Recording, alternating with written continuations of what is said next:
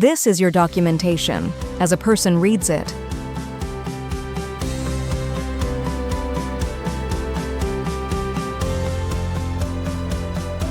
Every page also hands itself to an agent. Copy it as Markdown, or open it straight in Claude or ChatGPT. Add .md to any URL, and you get that same page as clean Markdown. No navigation, no styling, nothing to strip out.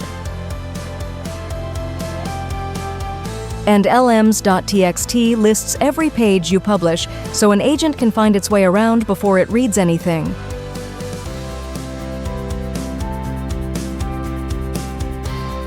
Every public space serves an MCP server and a full Markdown export on your own docs domain.